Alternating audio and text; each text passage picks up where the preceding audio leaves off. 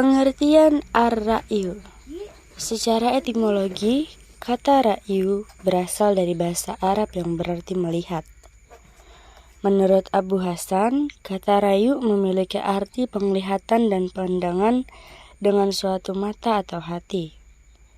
Segala sesuatu yang dilihat oleh manusia. Secara terminologi atau istilah, ra'yu menurut Muhammad Rawas yaitu segala sesuatu yang diutamakan manusia setelah melalui proses berpikir dan merenung.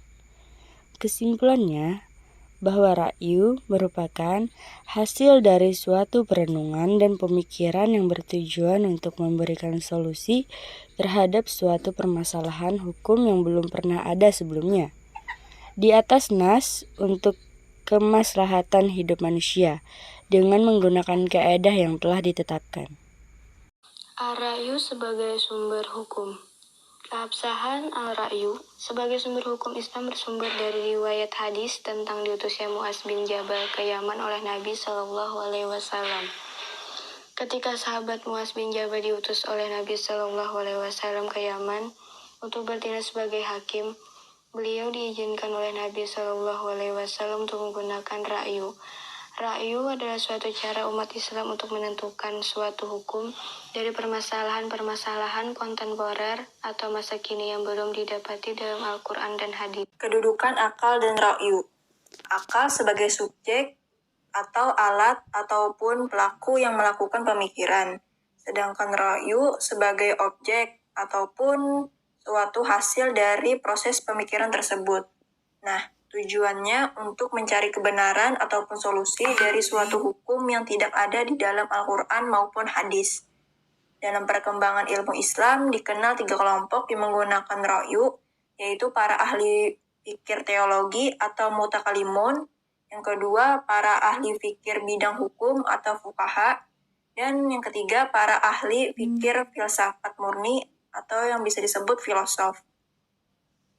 Ketika kelompok tersebut sama-sama memfungsikan akal untuk melakukan kegiatan berpikir dan menalar.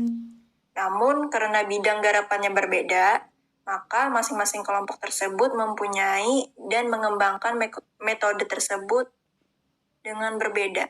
Ijtihad, metode penalaran para ahli fikir di bidang hukum disebut ijtihad.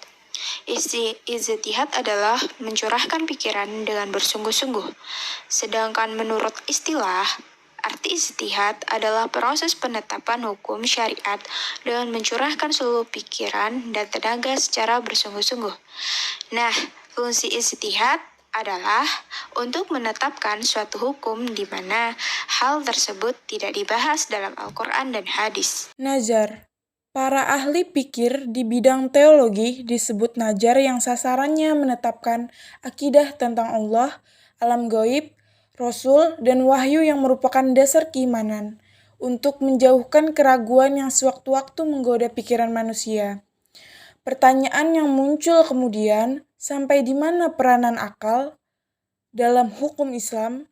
Jawabannya menurut Haji Minhajuddin adalah peranan akal ditetapkan secara khusus kepada hal-hal yang berhubungan dengan kehidupan perorangan dan masyarakat dalam segenap lapangan kehidupan sosial, ekonomi, politik, dan berbagai aktivitasnya. Sepeninggal Nabi SAW, memang banyak sahabat yang menggunakan akal dalam menetapkan hukum. Khalifah Abu Bakar, ketika menghadapi suatu kasus, beliau mencari pemecahannya dalam Al-Quran. Jika tidak terdapat dalamnya, maka dia mencari di hadis. Dan jika dia tidak menemukannya, maka dia mengumpulkan beberapa tokoh ulama, sahabat untuk diajak bermusyawarah. Jadi kesimpulannya, ra'yu adalah suatu cara umat Islam untuk menentukan suatu hukum dari permasalahan-permasalahan kontemporer yang belum didapati dalam Al-Quran dan hadis. Dalam perkembangan ilmu Islam dikenal 3 kelompok yang menggunakan ra'yu, yaitu 1. Para ahli fikir teologi, 2. Para ahli bidang hukum, 3. Para ahli filsafat murni.